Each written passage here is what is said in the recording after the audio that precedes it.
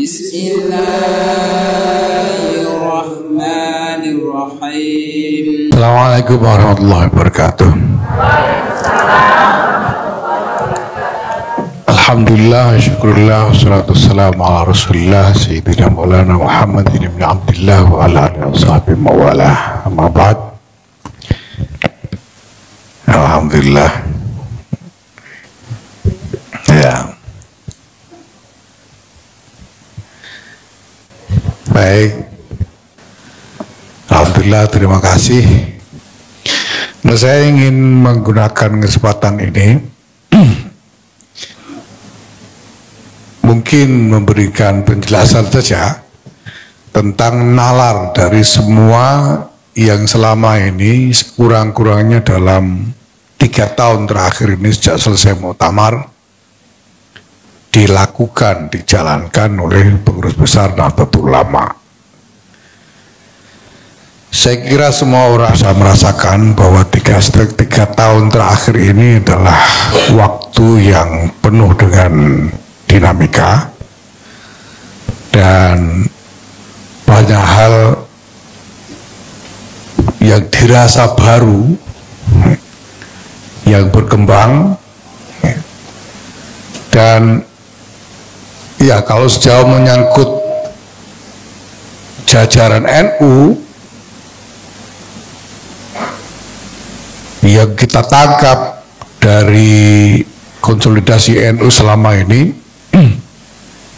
perubahan dinamika itu sudah terasa sampai ke bawah, sampai ke tingkat cabang-cabang. Bahkan di lingkungan daerah-daerah NU yang lapisan NU-nya tebal, perubahan dinamika itu terasa sampai ke ranting-ranting. Bahwa ini ada, ini baru ini. Kita sedang melakukan hal-hal baru dan perbedaannya terasakan oleh mereka semua. Nah, alhamdulillah. Nah, ke depan ya mudah-mudahan ini semua terus meningkat gairahnya sehingga visi yang kita usung untuk mengembangkan NU masa depan ini bisa kita raih secara nyata. Nah, untuk itu saya ingin menggunakan kesempatan ini menjelaskan nalarnya itu bagaimana. Kok NU bikin ini, bikin itu, bikin dan dikerjakan dengan energi yang begitu besar, itu nalarnya seperti apa. Nah, pertama-tama saya ingin mengajak semua mengingat tentang makna kehadiran NU di tengah-tengah masyarakat. Kehadiran NU di dunia fana inilah. NU itu hadir, itu maknanya apa sebetulnya kok ada NU? Yang kedua, apa makna keikutsertaan kita di dalam NU ini? Kok kita ikut-ikutan, itu maknanya apa? Maunya apa gitu? Itu kan harus diingat.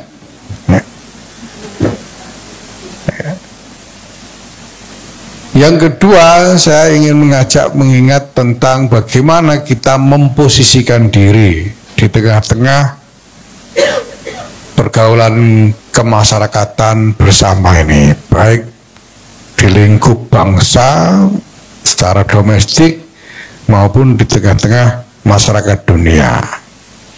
Nah, baru kita nanti bicara tentang strategi-strategi. Nah, NU itu, makna kehadiran NU itu adalah sebagai ikhtiar dari para ulama di Nusantara ini, para kiai, untuk meneguhkan sekaligus memperkuat ikhtiar bersama mereka yang sebetulnya sebelum itu selama berabad-abad sudah dilakukan oleh masing-masing kiai itu, yaitu ikhtiar untuk membimbing masyarakat di dalam mengembangkan peradaban yang mulia. Kiai-kiai itu jauh sebelum mereka bersepakat mendirikan Nahdlatul Ulama, pekerjaannya itu kan membimbing masyarakat, membimbing lingkungan mereka masing-masing dengan segala yang mereka bisa berdasarkan ilmu yang mereka miliki, agar masyarakat ini tumbuh menjadi masyarakat yang beradab. Masyarakat yang beradab itu artinya masyarakat yang berperadaban mulia. Makanya diajari tentang nilai-nilai akhlak, diajari menjalankan ibadah-ibadah, diajari tentang pengertian tentang syariat dan lain sebagainya. Itu pekerjaannya kiai dari dulu, sejak sebelum mendirikan NU ini. Nah, NU ini didirikan untuk memperkuat jaringan mereka sebetulnya, karena sebelumnya jaringan di antara kiai-kiai itu kan tumbuh secara tradisional yang digambarkan oleh Zamahsari Dhofir dalam karya monumentalnya Tradisi Pesantren itu, jaringan yang dirajut melalui genealogi intelektual dan genealogi keluarga. Jadi jaringan antar kiai-kiai yang tunggal guru, gurunya sama, sanad keilmuannya sama, dan kiai-kiai yang berhubungan secara keluargaan karena ada tradisi di antara kiai itu saling besan-besanan itu. Nah, nanti saya juga akan mudah-mudahan bisa dapat besan kiai juga gitu supaya meneruskan. Ya. Nah, dengan mendirikan NU, ikatan jaringan ini diperkuat menjadi ikatan keorganisasian sehingga dikelola secara organisasi.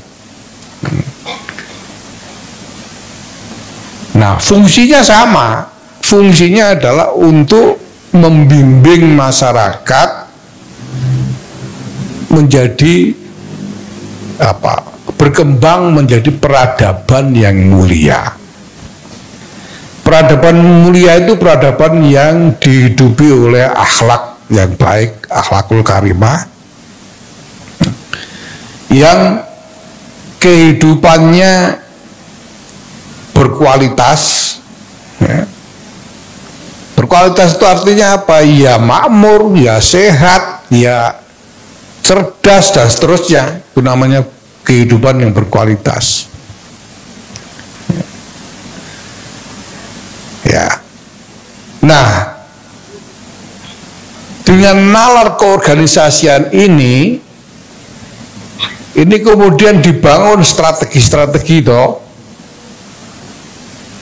sehingga lalu terpikir strategi untuk menjangkau, ya, karena ada kesadaran bahwa kemudian sebagai organisasi ada kesadaran bahwa masyarakat ini punya konfigurasi, ya, yang beragam sedemikian rupa, ada segmen-segmen yang berbeda-beda yang harus dijangkau oleh organisasi, maka kemudian dikembangkan instrumen-instrumen organisasi agar jangkauan kepada masyarakat, sekali lagi untuk membimbing masyarakat itu bisa dilakukan secara lebih efektif. Ya. Makanya kemudian misalnya dibentuk muslimat dulu kan, lalu fatayat. Supaya apa ya? Supaya nanti yang menjangkau Mahmud ini atau kalau bukan Mahmud ya jomblo yang agak kedaluarsa,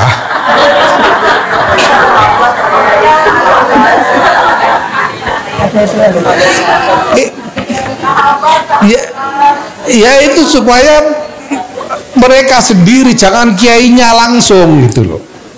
Karena kalau kiainya langsung yang ngumpul-ngumpulin, wah begini nih, dikira cari baru, kan gitu. Ya, pemuda juga sama. Sebetulnya kan yang pertama kali dibentuk itu Pandu Ansor dulu itu.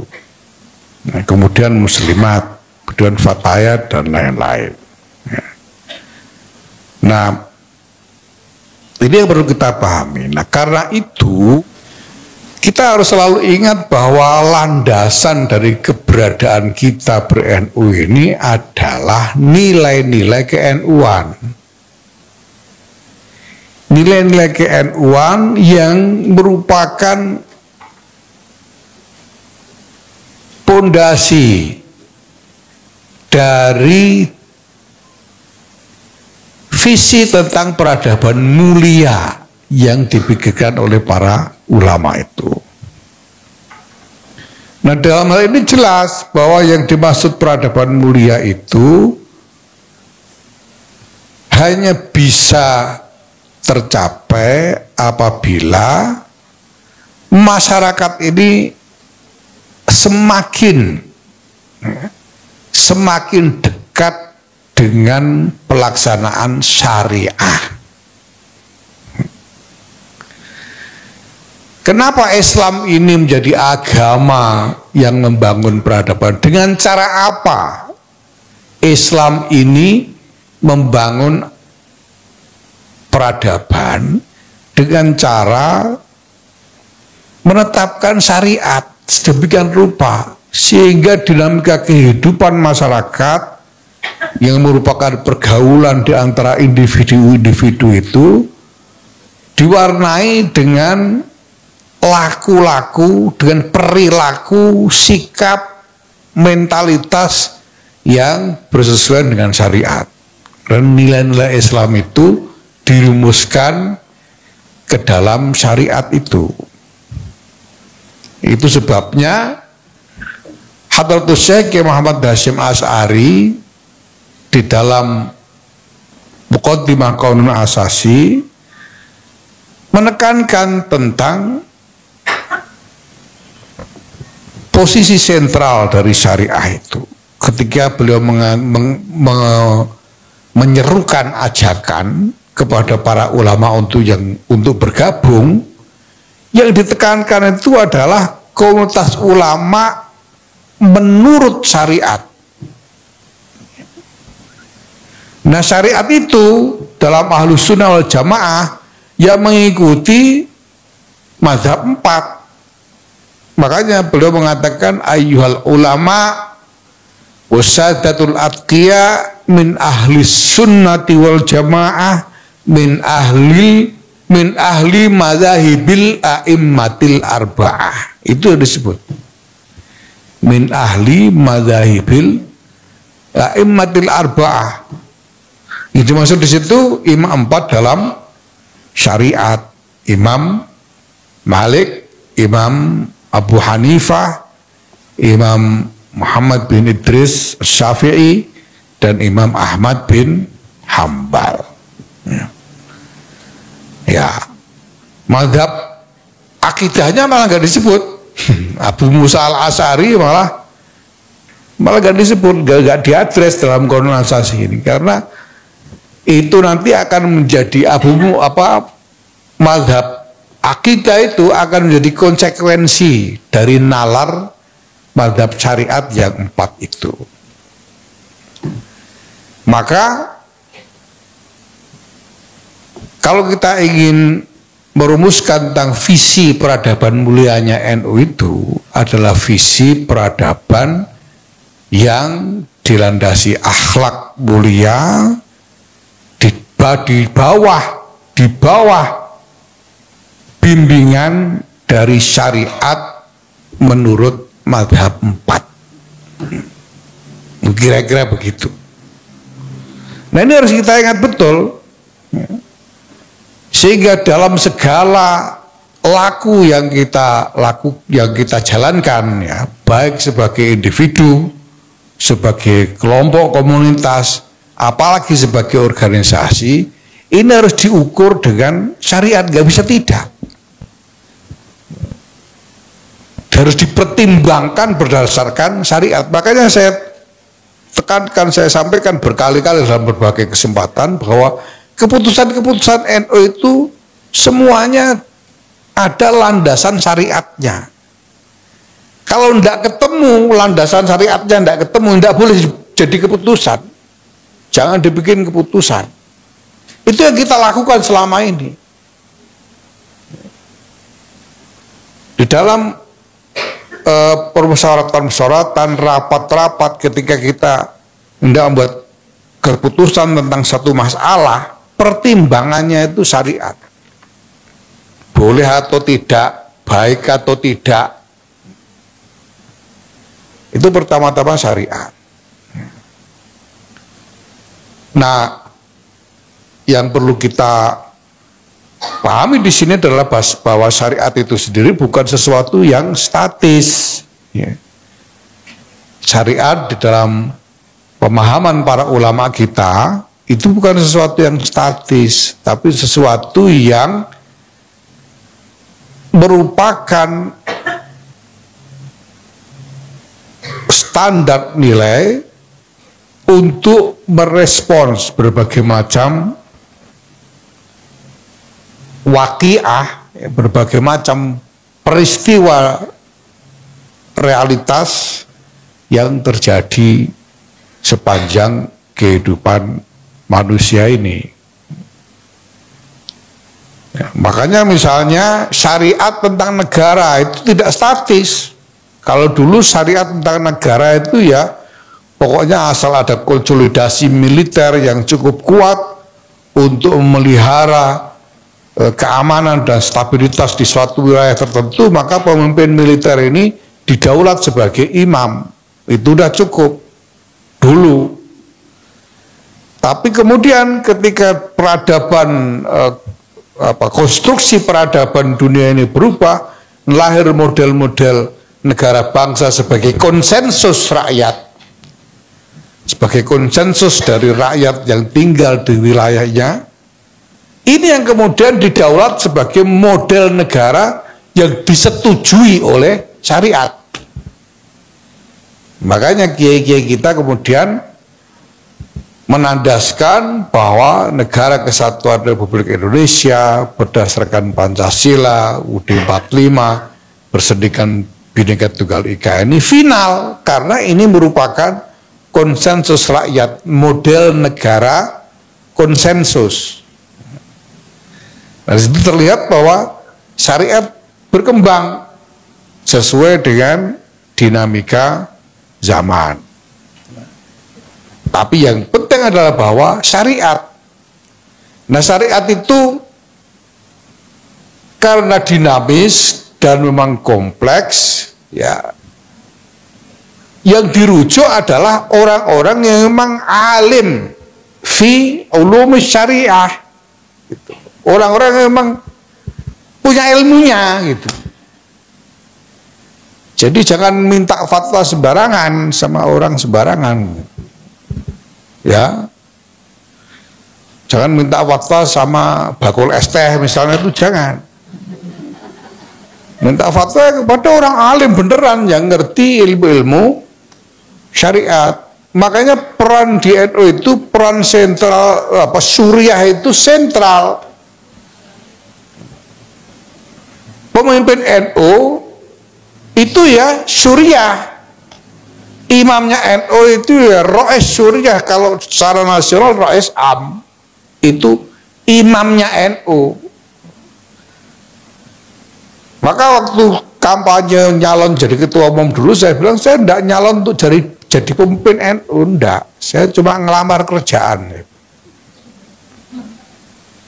Dengan pekerjaan yang sudah saya definisikan, saya ingin melakukan ini sebagai ketua umum kalau mau.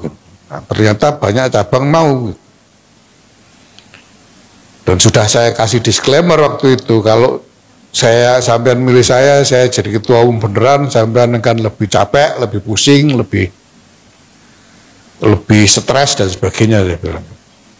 Nah mereka mau ya sekarang, kalau mereka rasakan itu ya salah sendiri gitu, rasakan akibatnya, saya bilang gitu. Tapi saya tidak bisa, karena tidak bisa, saya tidak bisa mengklaim sebagai pemimpin NU dalam arti imam. Enggak.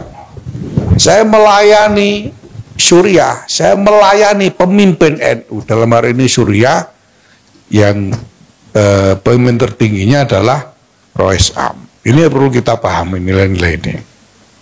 Nah, itu nilai dasarnya. Kita ini mau mengabdi, berkhidmah di dalam NU ini, membantu menjalankan fungsi ulama untuk membimbing umat membangun peradaban yang mulia. Peradaban yang mulia itu landasannya adalah syariah. Itu tidak boleh dilupakan. Itu kiai-kiai kita bicara sampai dalam dan sampai hal yang kecil-kecil.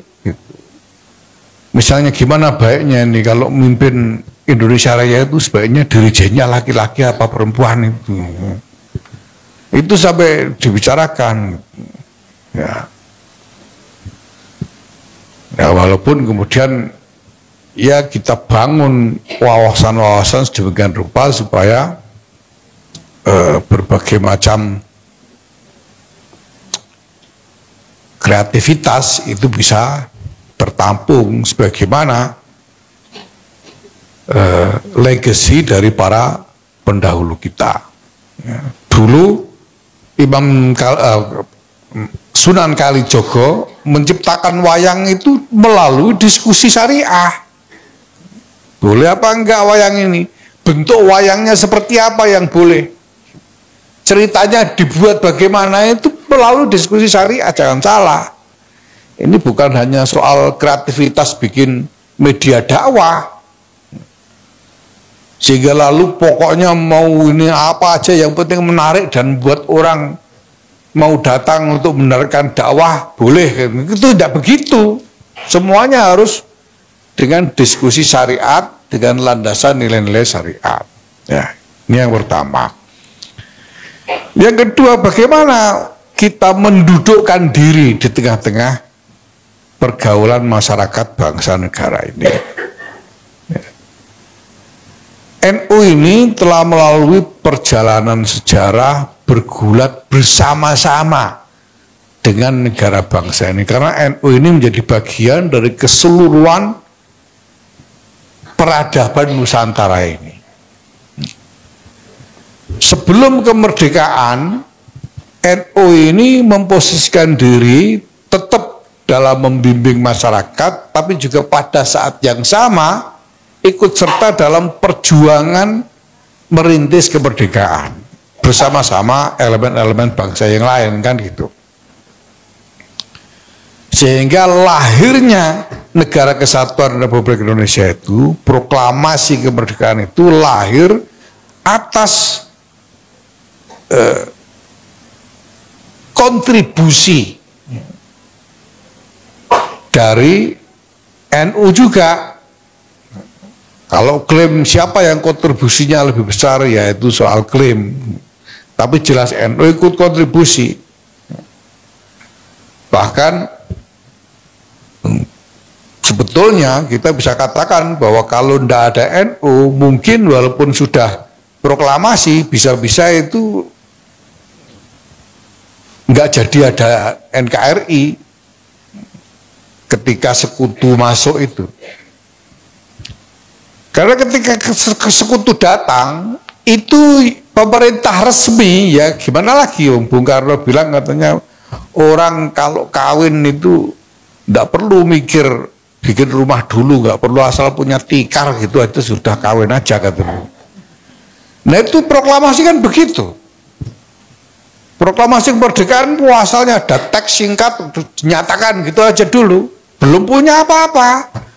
Belum punya tentara, belum punya ini, belum punya itu, sama sekali. Tiba-tiba sekutu masuk, datang.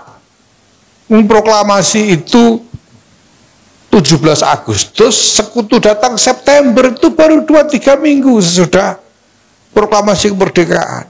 Dan sekutu, karena di situ ada nikah, mereka mulai melakukan represi kepada masyarakat ya, untuk mengembalikan kekuasaan Belanda, sehingga sudah mulai terjadi macam-macam insiden karena masyarakat juga sudah tergerak oleh semangat kemerdekaan itu dan mereka melawan. Tapi pemerintah pusat waktu itu, Presiden Soekarno itu masih mikir, nih gimana kalau kita ngelawan pakai apa? Tentara gak ada. Mereka ini pasukan perang sekutu ini datang dengan persenjataan lengkap, dan kita mau ngelawan pakai apa? Nah, maka kemudian lahirlah resolusi jihad. Resolusi jihad itu isinya apa? Isinya resolusi jihad itu meminta, menuntut, menyerukan kepada pemerintah RI untuk memerintahkan perang sabil. Gitu. Itu isinya resolusi jihad. Coba dibaca lagi itu teks resolusi jihad itu. Resolusi jihad itu merupakan tuntutan kepada pemerintah RI agar pemerintah RI menyerukan dan memerintahkan perang sabil untuk melawan sekutu. Itu isinya resolusi jihad. Nah, kenapa kok nuntut? Jadi ini bukannya langsung NU perintah suruh perang, itu kan enggak. NU minta pemerintah supaya pemerintah yang menyerukan perang sabil. Kenapa? Karena dalam syariat perang itu haknya imam. Yang boleh mengumumkan perang itu adalah imam. Dan di dalam kerangka NKRI imamnya pada waktu itu dipersepsikan bahwa imam dari NKRI itu ya pemerintah pusat. Mereka yang berhak mengumumkan perang. Nah, dari sini saja kita bisa melihat bagaimana para ulama kita ini serius sekali dan disiplin di dalam memegang parameter-parameter syariat di dalam keputusan-keputusan mereka. Lah cuma sebelum pemerintah kelihatan juga enggak pemerintah itu enggak sampai membuat seruan itu. Karena pertimbangannya macam-macam juga pemerintah ini. Ini kan negara Pancasila, kalau kita perang sabil dan sebagainya ini kan lalu jadi kayak negara Islam dan sebagainya itu macam-macam kan pemerintah itu, sehingga kelihatannya nggak sampai ada seruan perang sabil dari pemerintah itu tidak sampai terjadi. Tetapi kemudian orang bertanya kepada Hadratus Syekh Kiai Hasyim Asy'ari, kalau perang sabil itu hukumnya apa? Lalu Hadratus Syekh menjawab, ya hukumnya wajib perang sabil. Karena pertempuran di Belanda di Surabaya sudah meletus, maka mereka yang tinggal di dalam radius marhalaten, radius jamak kosor, itu fardu ain. Kalau di luar radius itu fardu kifayah. Itu fatwanya Hadratus Syekh. Nah, lalu orang bergerak berdasarkan fatwa ini. Walaupun pemerintah RI sendiri tidak mengeluarkan seruan perang sabil. Orang bergerak berdasarkan fatwa Hadratus Syekh. Bahkan yang di luar Mahaten juga berangkat semua, sampai dari Cirebon berangkat semua, dari mana-mana berangkat ke Surabaya untuk ikut dalam melawan sekutu itu. Nah, kalau itu tidak terjadi, NKRI itu nggak jadi ada, kan gitu kan?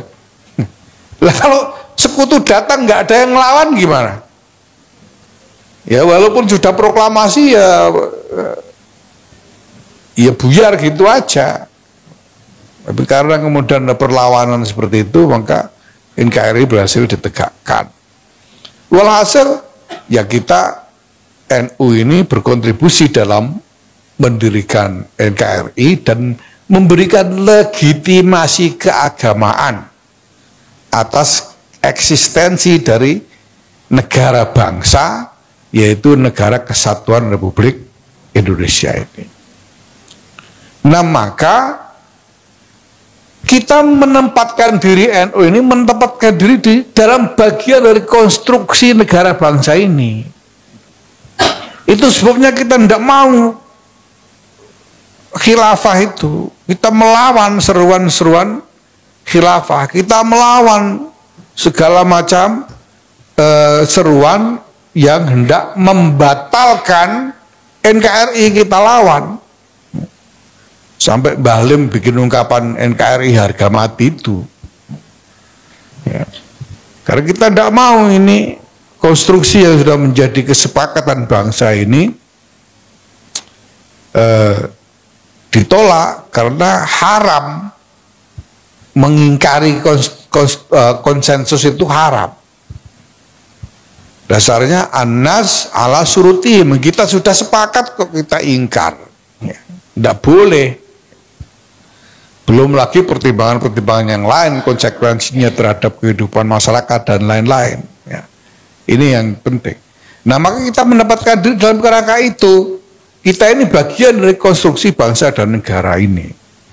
Nah, di dalam perjalanan sejarah itu, ini pergulatannya kan macam-macam, pergulatannya berubah-ubah. Pertama, kita berjuang ikut serta merintis kemerdekaan. Habis itu kita tarung untuk mempertahankan proklamasi kemerdekaan. Sudah itu kita tarung lagi untuk mengukuhkan konstruksi politik dari NKRI itu, ya, sampai di dalam pertarungan itu sebetulnya rumit sekali dan panjang kalau mau cerita ya. Mulai dari ada pemilu tahun 50 NU jadi partai politik. Kenapa NU jadi partai politik pada waktu itu? Ini tidak sederhana bahwa NU harus NU keluar dari Masyumi karena konflik dengan elit Masyumi yang lain. Tidak sederhana itu. Ada satu yang jauh lebih mendasar dari itu, yang sangat tidak mudah dan kompleks sekali. Sehingga Ki Abdullah Fasbullah kemudian memutuskan NU menjadi parpol. Karena sejak awal para pemimpin itu sudah tahu bahwa ini pemilu mau bikin konstituante untuk menentukan landasan negara dan seterusnya. Dan NU berkepentingan untuk ikut memperjuangkan visinya ke dalam konstruksi sosial politik yang hendak dilahirkan oleh lembaga-lembaga politik yang ada itu. Makanya NU jadi parpol supaya ada representasi di dalam lembaga politik dan kemudian ikut menentukan rancang bangun sistem sosial politik yang tidak dipakai, ya. Sampai kemudian lahir dekret tahun 59 kembali ke Pancasila UUD 45 dan NU langsung memberikan dukungan kepada dekret itu. Dekret kembali kepada UUD 45 itu. Kemudian terus tarung lagi menghadapi PKI, tarung lagi dalam pergulatan baru dan lain sebagainya. Nah, ini semua adalah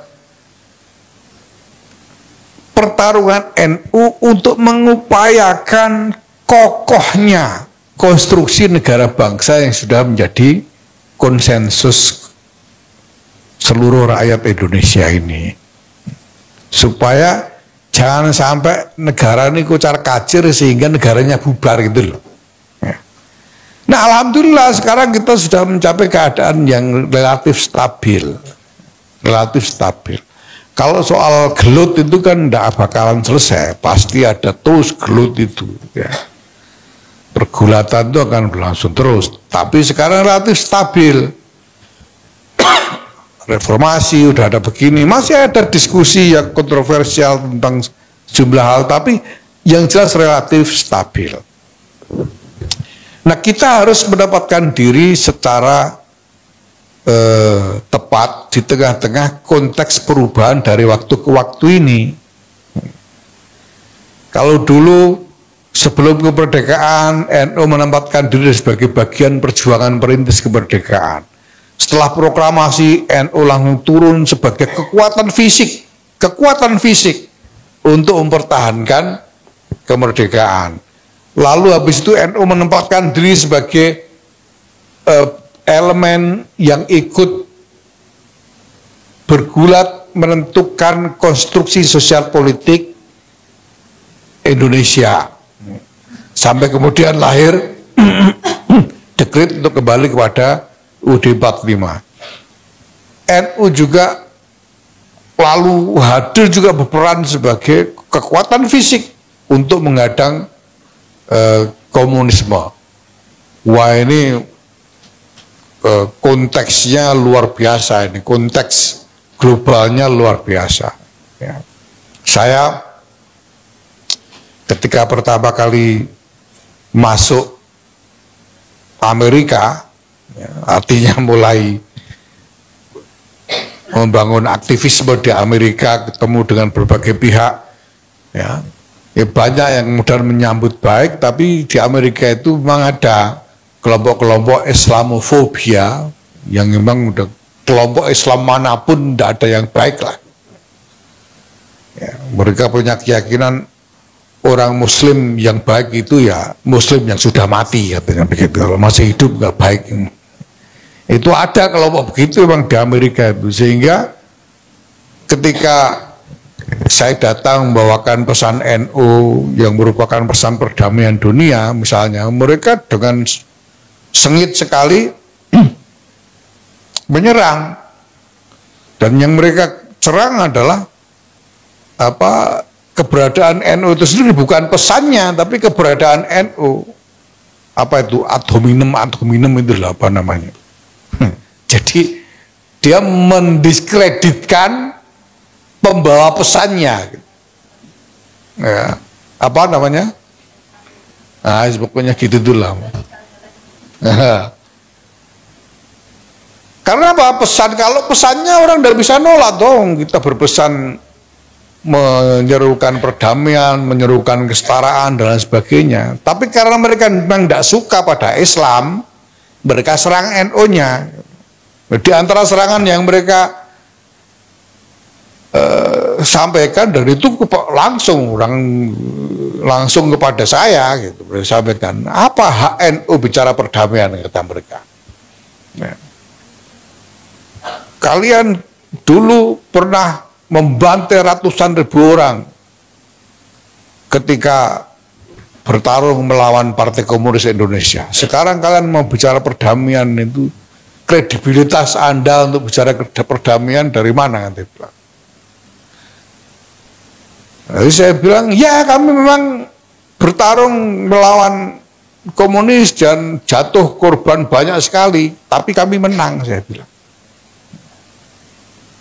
Kalau Anda bilang kami membantai ratusan ribu orang, kami menang. Sedangkan Amerika membantai jutaan orang di Vietnam dan kalian kalah, saya bilang begitu. Nah, ini untuk mengatakan bahwa tantangan memang berubah, waktu itu tantangannya itu. Nah, kalau kami tidak melawan, kemudian kalah dari komunis, apa jadinya coba? Kan begitu. Itu kami atau mereka, soalnya begitu. Dan kami menang karena kami tahu caranya menang, saya bilang begitu. Kalian kalah, saya bilang. Mereka tidak bisa ngomong. Dan sekarang kita menghadapi tantangan yang berbeda lagi. Kita harus terus menempatkan diri secara tepat di tengah-tengah konteks pergulatan di dalam realitas ini. Nah, makanya kalau dulu itu NU punya peran untuk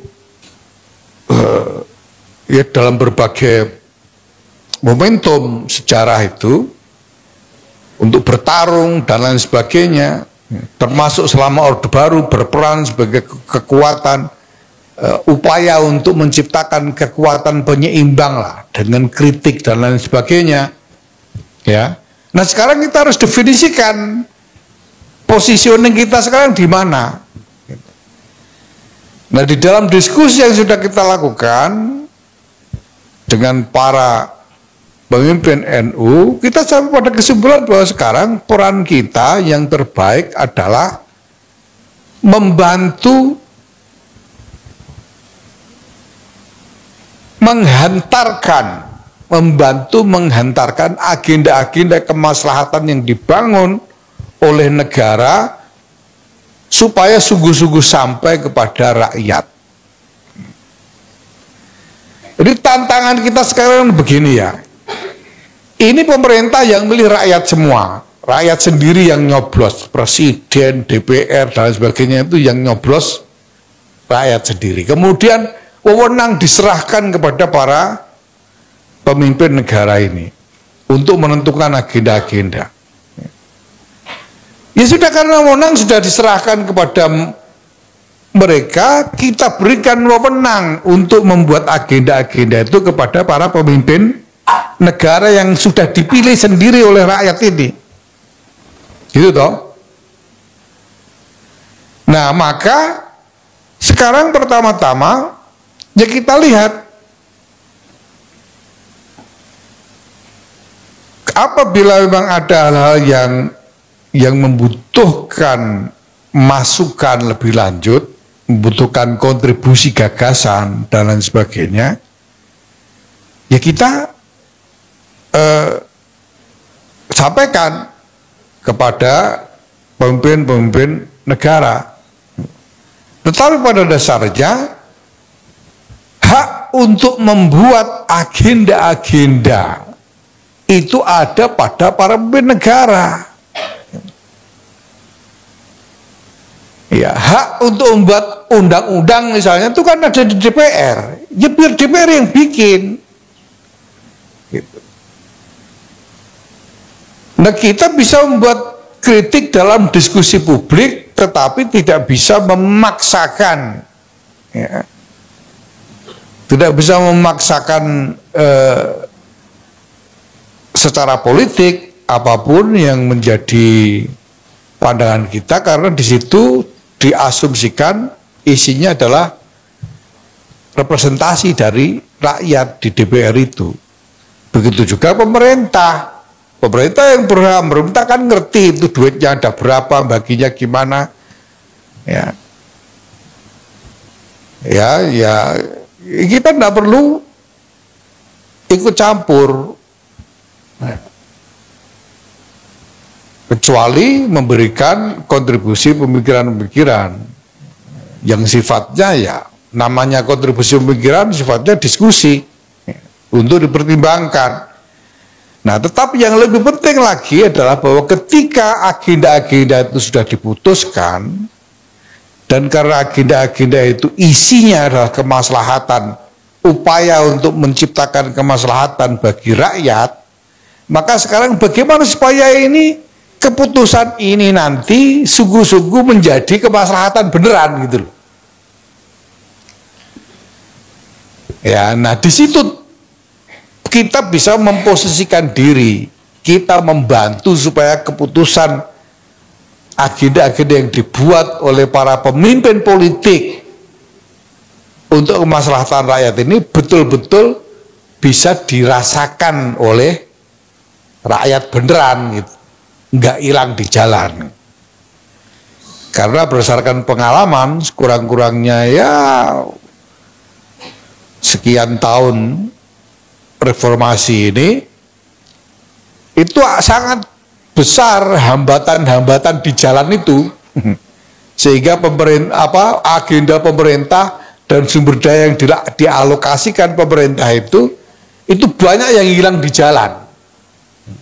Ini terus terang aja, berapa waktu yang lalu saya ya sebelum Muktamar ya, saya ketemu diskusi dengan jumlah tokoh, dan mereka katakan bahwa waktu itu pemerintah itu kalau punya agenda tertentu, kemudian mengalokasikan sumber daya tertentu, misalnya 10 sumber daya dialokasikan dari pusat, itu yang sampai ke rakyat cuma 2, yang 8 hilang di jalan, katanya.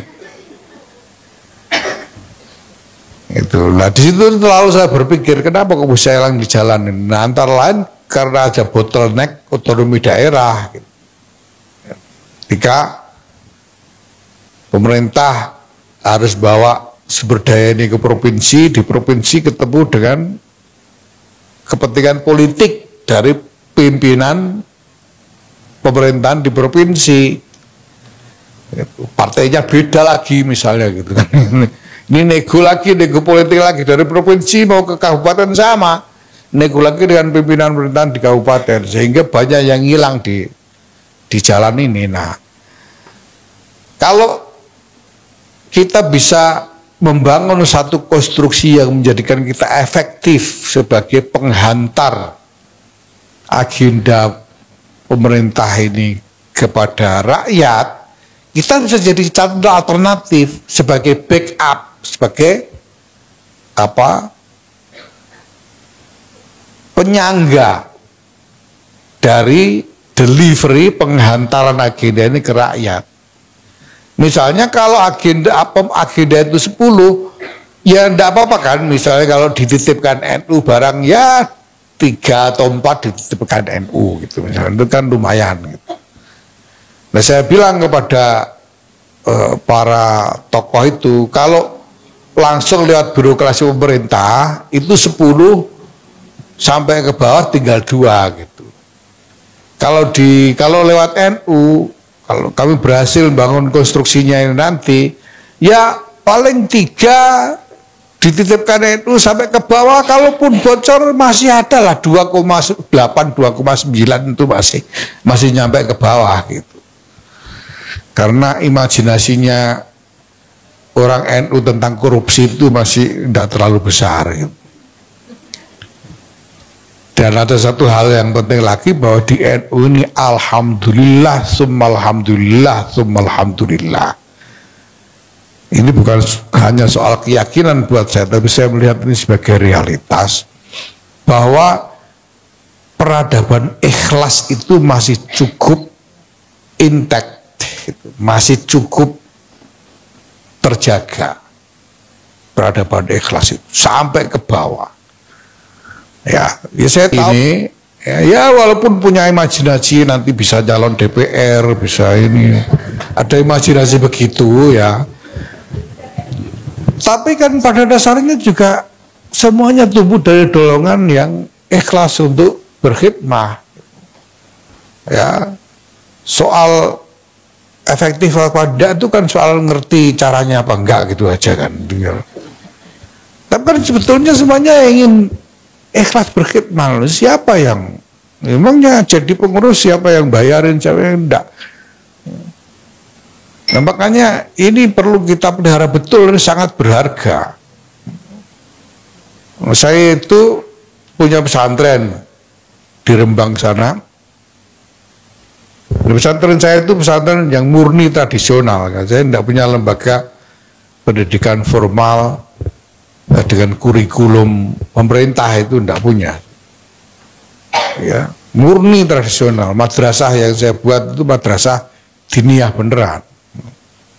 Sampai Allahyarham Kiai Maimun Zubair mempertanyakan kenapa kok tidak bikin sekolah.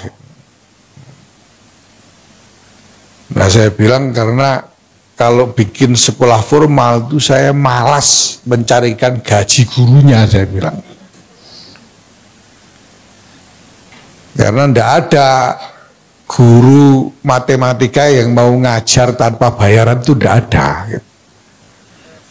Guru bahasa Inggris, guru biologi, guru kimia yang mau ngajar tanpa gaji itu tidak ada, nyarinya di mana, susah. Saya harus mikir nyarikan gaji. Tapi kalau guru alfiyah, guru Fathul Mu'in, guru kitab-kitab tradisional itu banyak. Alumni-alumni itu saya panggil secara suruh ngajar, semuanya mau. Dan saya tidak perlu mikir gaji, karena ditakut-takutin kualat aja sudah jalan itu orang. Dan memang jalan. Itu guru-guru madrasah saya itu saya mobilisasi alumni-alumni dari kota-kota lain juga yang memang tidak terlalu jauh, 30-40 kilo lah jaraknya dari Rembang. Apalagi gaji, transportnya aja nggak saya ganti. Tidak ada yang buat ganti. Itu mereka tetap datang dan disiplin, keluar biaya transport sendiri dan nggak bolos-bolos. Kenapa? Takut kualat. Dan takut kualat itu, wasilah untuk ikhlas. Kalaupun nggak ikhlas kepada Gusti Allah, ikhlas kepada kiainya, kan gitu. Nah, kita ini sebetulnya masih begitu. Saya yakin masih ada energi ikhlas itu. Nah, di sini kita menempatkan diri. Nah, untuk itu kita bangun strategi untuk menciptakan konstruksi yang sesuai bagi peran ini. Itu sebabnya yang pertama-tama kita dilakukan oleh PBNU ini adalah merevitalisasi koherensi organisasi, direvitalisasi. Karena NU ini lahir sebagai organisasi yang koheren, benar, koheren. Kiai-kiai itu ketika mendirikan NU tidak ada yang centang perenang, satu ke kiri, satu ke kanan, satu ke utara, satu ke selatan, itu kan nggak ada. Hadratus Syekh Kiai Hasyim Asy'ari sampai kepada Kiai Zainuri Salatiga, Kiai misalnya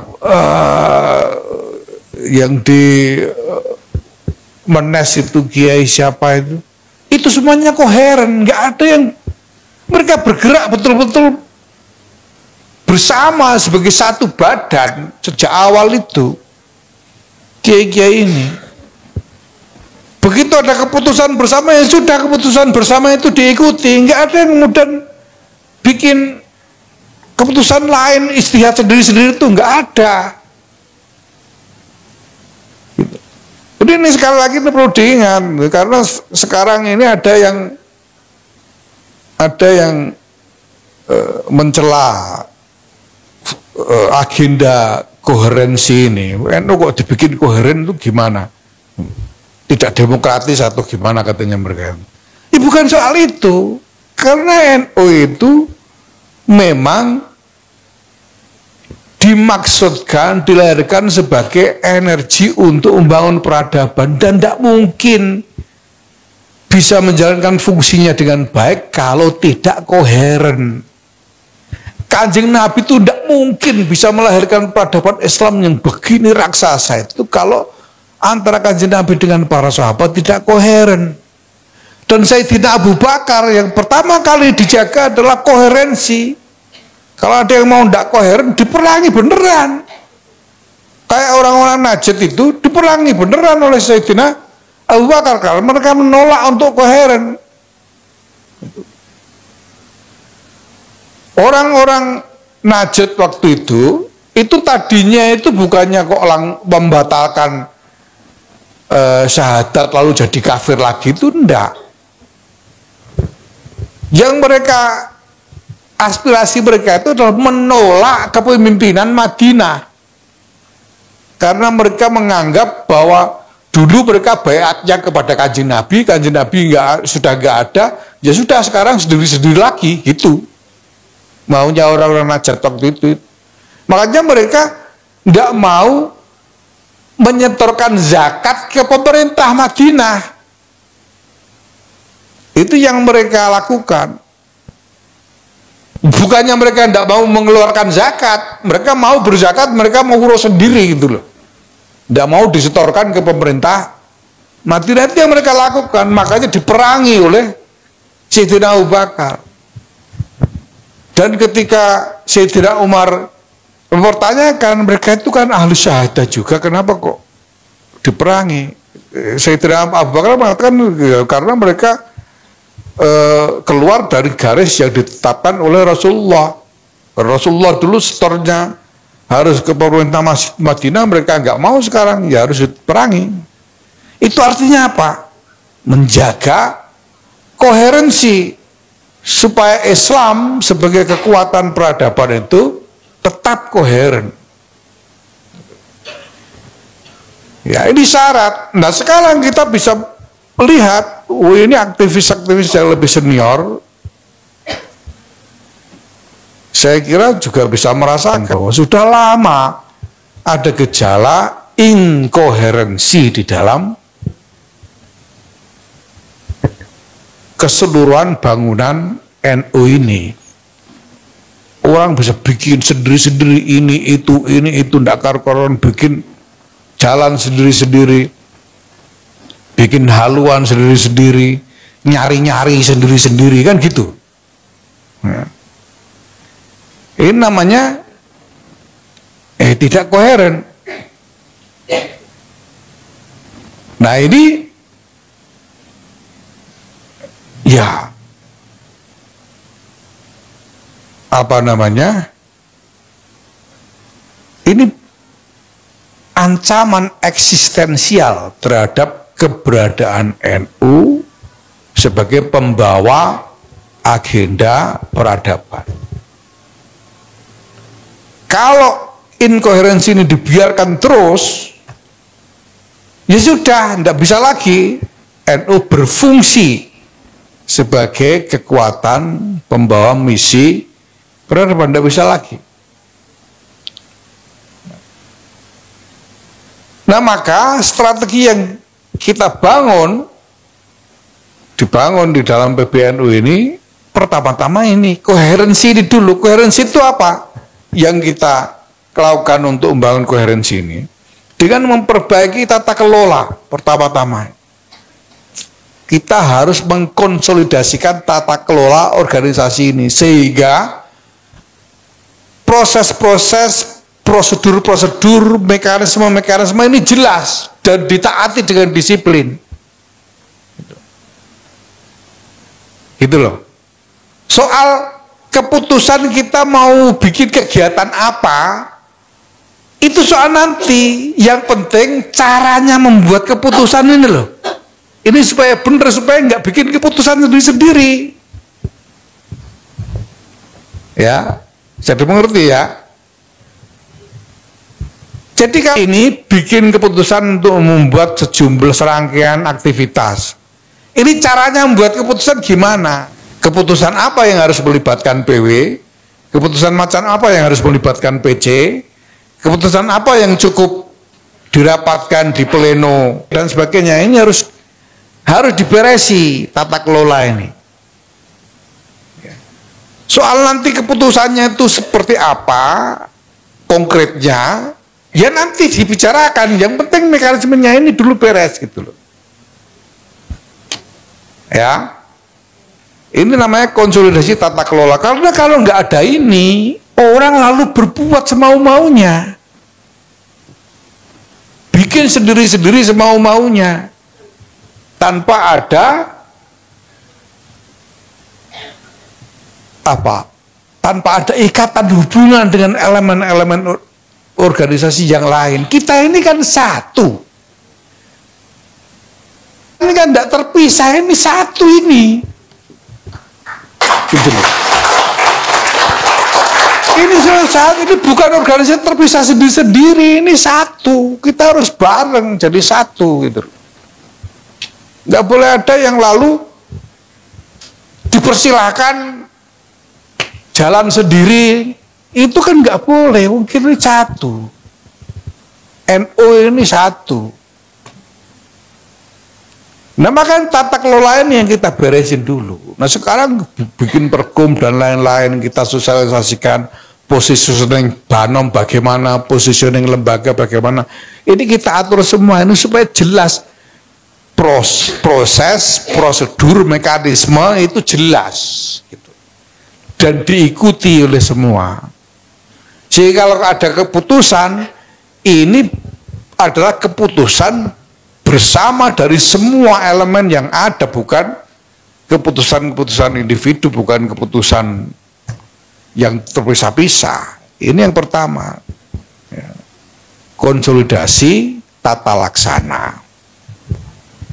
atau tata kelola, konsolidasi tata kelola.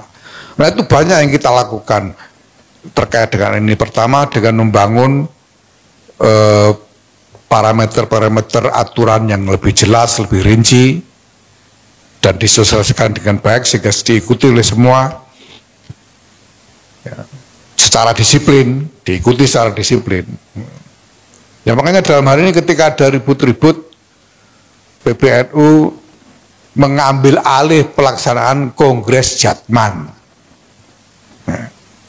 Lalu orang ribut, gimana? Enggak menghormati orang itu. Ya, bukan begitu. Ini karena soal koherensi organisasi.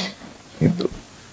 Kalau jadi gini masalahnya itu Jatman, ini baru belakangan kita temukan, ternyata tahun 2019 itu ada sejumlah pimpinan Jatman yang mendaftarkan ke Kumham keberadaan Jatman sebagai perkumpulan sendiri terpisah dari NU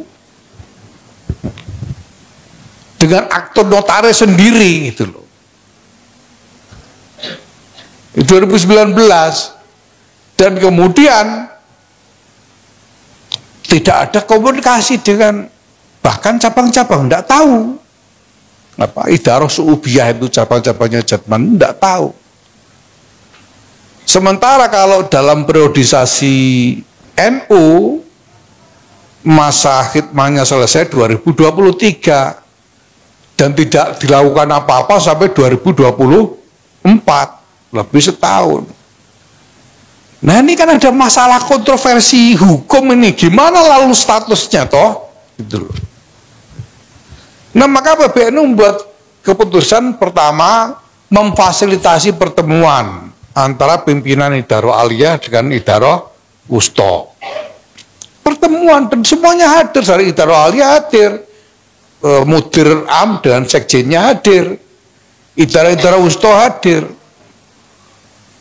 Bicara soal kontroversi-kontroversi ini sampai pada kesepakatan diserahkan kepada PBNU. Lalu PBNU itu ada proses-proses selanjutnya sampai PBNU memutuskan untuk mengambil alih pelaksanaan kongres. Kita adakan, ini maksudnya apa? Supaya ini jadi satu. Jatman itu bukan organ yang terpisah yang boleh jumpalitan mau-maunya sendiri tanpa harus koheren dengan NU, itu ndak boleh. Wong ini satu ini, gitu. Jangan dipreteli. Itu maksudnya. Ya, bisa dimengerti ya. Nah kalau soal komunikasi kita sudah jalankan, soal adab dan lain-lain sudah kita jalankan. Rois Am itu sudah mengirim utusan salah satu Rois Suriah PBNU untuk menghadap kepada pimpinan Jatman.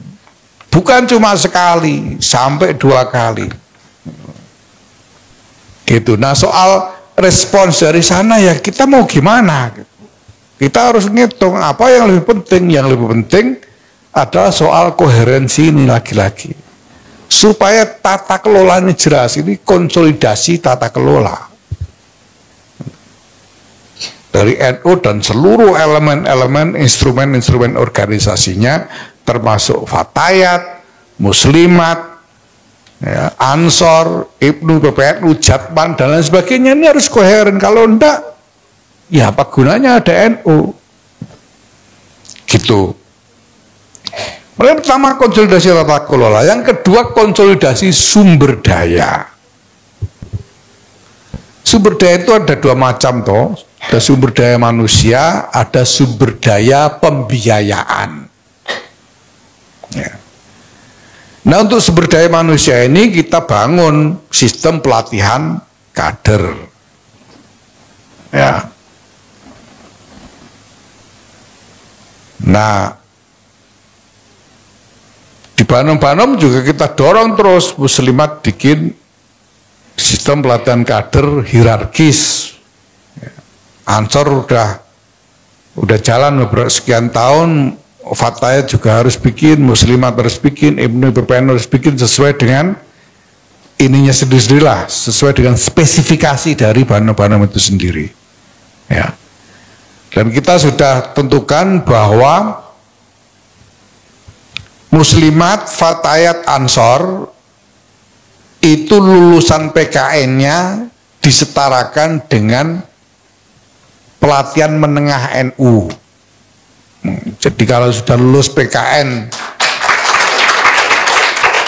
tapi harus jalan beneran tuh ya. Kalau PKN nakon-nakon awas nanti. Harus itu database-nya harus bener itu, ya. Sehingga kalau sudah lulus PKN itu berhak ikut pengadilan tingkat tinggi di NU, yaitu Akademi Kepemimpinan Nasional NU. Tapi sementara ini jangan banyak-banyak dulu. Karena saya tidak mau bikin banyak-banyak, memang untuk angkatan pertama mudah-mudahan bisa benar-benar jalan tahun ini, pertengahan tahun ini, Juni saya cuma mau rekrut 30 orang dulu. Dan itu pelatihannya setahun pelatihannya itu isinya 25 sampai 30 batch. Satu batch itu satu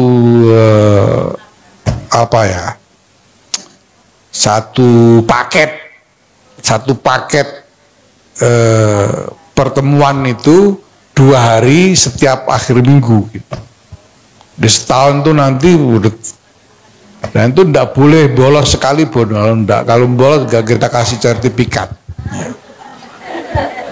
Nah,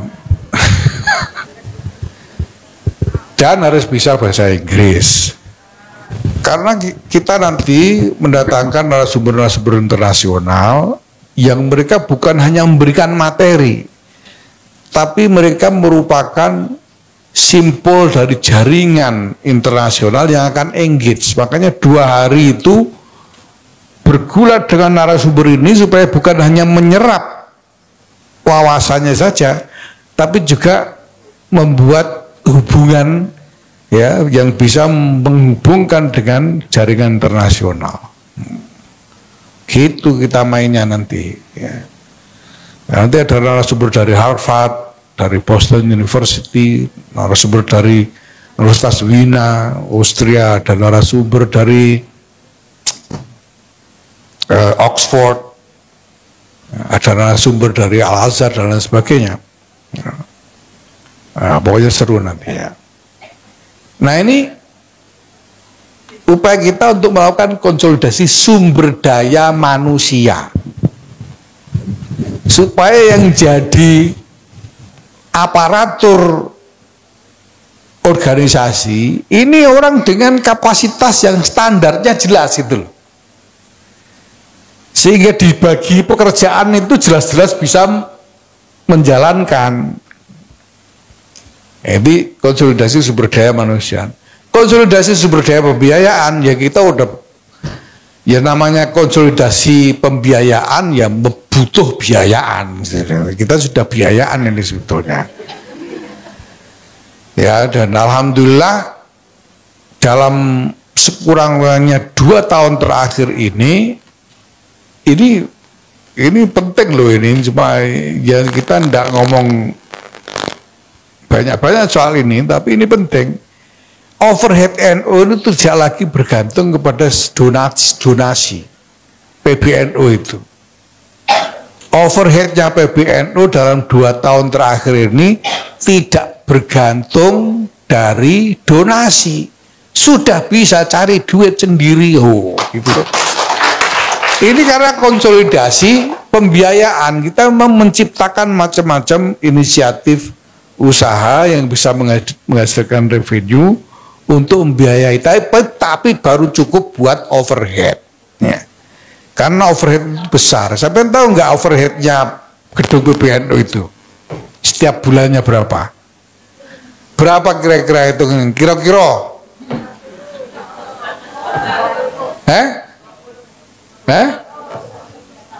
setiap bulan itu overhead gedung itu, karyawan, langganan ini, langganan itu, ngirim orang ke daerah dan sebagainya berapa? 1,3 miliar rata-rata setiap bulan. Rata-rata setiap bulan itu PBNU harus mengeluarkan biaya 1,3 M. Kalau ada kegiatan-kegiatan khusus, apakah itu seminar atau apalagi kegiatan internasional, bisa membengkak, bisa sampai 5 sampai 10 M kalau ada event-event khusus. Tapi alhamdulillah kita tidak lagi mengandalkan donasi. Ini namanya konsolidasi pembiayaan. Ya pakai biayaan memang. Ya. Memang biayaan. Tapi nah yang ketiga itu konsolidasi agenda. Supaya agendanya ini nyambung, yang dilakukan oleh PBNU nyambung ke PW, nyambung ke PC, yang dilakukan oleh NU nyambung dengan yang dilakukan oleh Fatayat, nyambung yang dilakukan oleh Muslimat, Ansor, Ibnu, PBNU, Jatman, nyambung semua. Jangan pating pentali dakar karuan gitu loh. Ini namanya agenda yang nyambung di antara satu cabang dengan cabang yang lain. Itu pekerjaannya nyambung dan tahu sama tahu, saling tahu. Oh sana bikin begitu, aku bikin begini, nanti hubungannya jadi begini. Itu ngerti itu loh. Itu namanya konsolidasi agenda. Nah sekarang PBNU sudah punya renstra nasional ya. Dan sudah kita tetapkan dalam pleno yang lalu.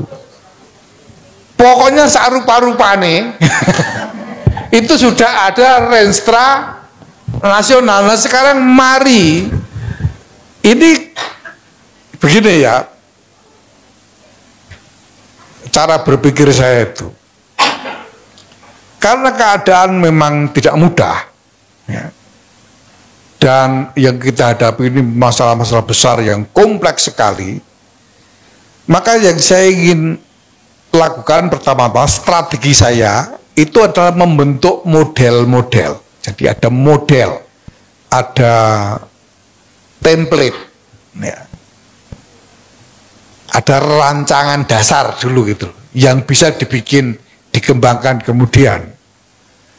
Nah isinya seperti apa soal nantilah, kita berusaha sebaik-baiknya, tapi isinya itu mutu nggak mutu pokoknya ada dulu gitu. Ada modelnya dulu gitu. Nah termasuk renstra nasional sudah ada sebagai model ya. Nah sekarang mari kita lakukan proses berikutnya, yaitu penjabaran renstra nasional ini yang merupakan renstra umum dari NU menjadi renstra yang lebih spesifik. Itu harus ada modelnya dulu. Nalar untuk menjabarkan itu harus jadi model. Membuat model template-nya gimana? Kalau NU-nya itu renstranya begini, diturunkan, itu jadinya kayak apa? Bikin template-nya aja dulu. Itu ada model dulu. Yang penting ada model dulu. Itu. Nah kalau ini sudah ada model, lalu kita lakukan terus-menerus secara rutin, akhirnya nalar kita akan terbentuk. Nalar aktivisme kita ini akan terbentuk dalam konsolidasi agenda ini. Soal isinya kita kembangkan nanti kemampuan kita. Ini kan soal kemampuan aja. Kalau kita sudah punya kemampuan untuk mengolah data-data yang lebih luas dan lain sebagainya, ini tentu substansi dari konsep-konsep renstra itu akan lebih meningkat mutunya ya. Tapi model penalarannya ini harus jadi dulu. Ini namanya konsolidasi agenda. Nah di luar yang ada ini masih ada ruang luas sekali untuk berkreasi ya, tapi tetap dengan mengacu pada rujukan renstra ini. jangan jauh-jauh lah.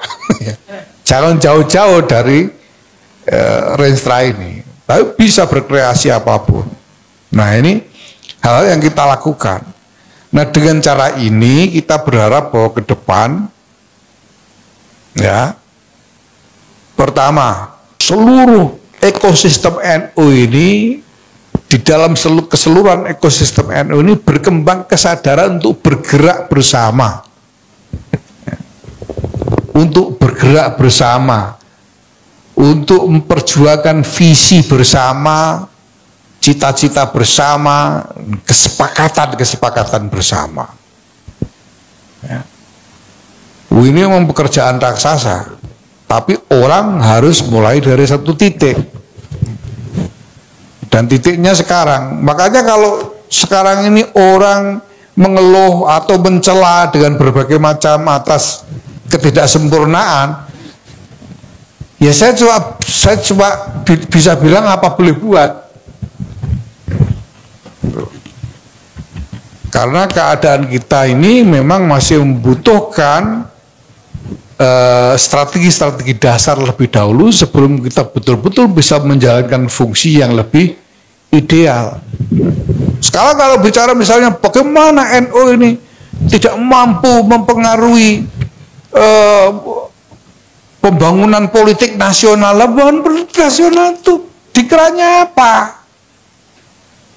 Ya saya tidak mau kalau yang berjuang itu cuma Yahya Stakuf saja, kan tidak bisa. Kalau yang tarung cuma saya sendirian, nanti yang lain tarung untuk sesuatu yang berbeda, ya kan nggak jadi NU juga. Gitu loh.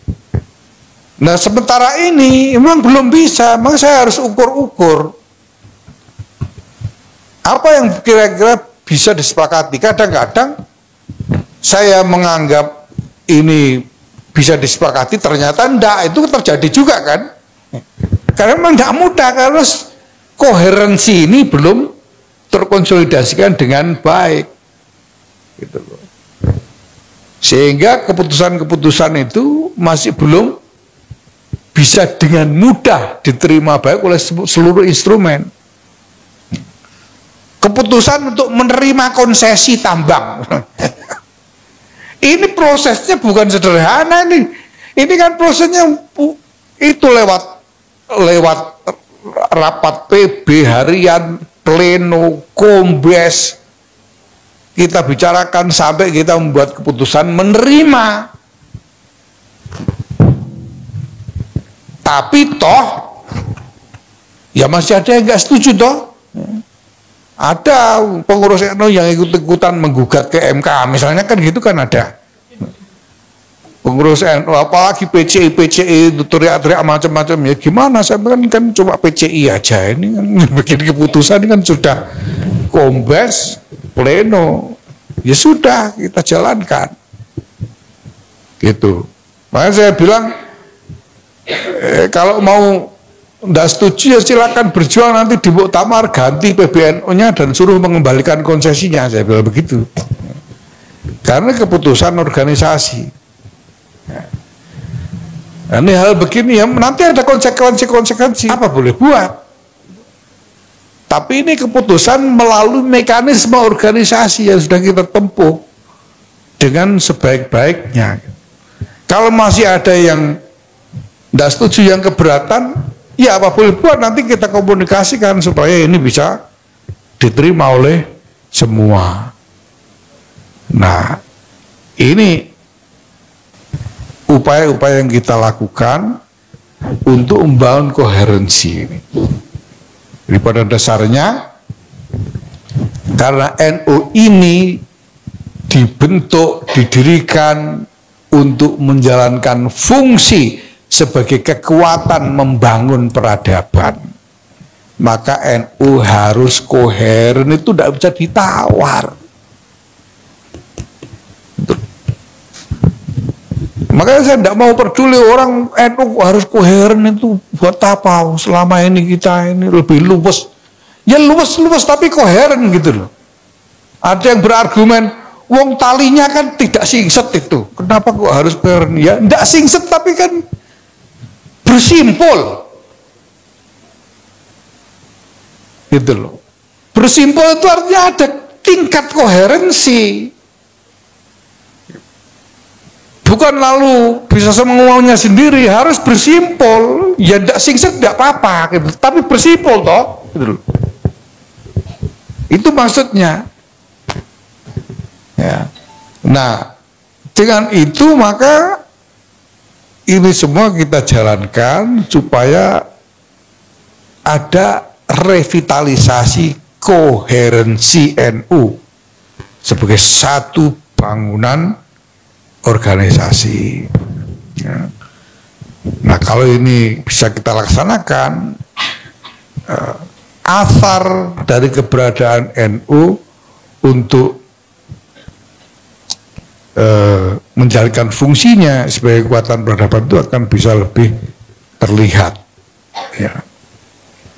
Jangan dibandingkan dengan tokoh-tokoh besar seperti Hadratus Syekh, ya, seperti Gus Dur. Gus Dur dulu kok semuanya dibiarkan jalan sendiri kok bisa. Ya Gus Dur, lah hari ini Gus Durnya siapa? Oh enak aja semua orang disuruh kayak bisa kayak Gus Dur. Makanya apa? 100 tahun lagi juga belum tentu ada orang kayak Gus Dur gimana. Gus Dur dulu tuh sendirian ngomong gitu semuanya ikut. Lalu sekarang ya siapa yang bisa begitu? Nah karena nggak ada yang bisa begitu, kita ciptakan koherensi ini melalui konstruksi organisasi untuk mensubstitusi kebesaran tokoh itu. Kalau dulu Gus Dur sendiri, sekarang semua NU ini yang berfungsi laksana Gus Dur kan kira-kira gitu. Tapi dalam konstruksi organisasi dan harus koheren. Gus Dur itu gitu koheren. Orang dulu menganggap Gus Dur itu akrobat. Kadang begini, kadang begitu, berubah-ubah dan sebagainya. Karena orang tidak memperhatikan nalar dasarnya. Kalau diperhatikan nalar dasarnya Gus Dur itu koheren, konsisten. Ya. Nah ini yang ingin kita ciptakan ke depan sebagai konstruksi organisasi. Ya. Nah pekerjaan saya sekarang ya sebagai pekerja, sebagai karyawan NU ini ya saya berusaha menyiasati keadaan realitas yang memang kompleks ini supaya agenda revitalisasi koherensi ini bisa bergulir dengan baik. Nah, saya berharap supaya ini bisa terwujud. Ya. Terima kasih. Wallahul muwaffiq. Assalamualaikum warahmatullahi wabarakatuh.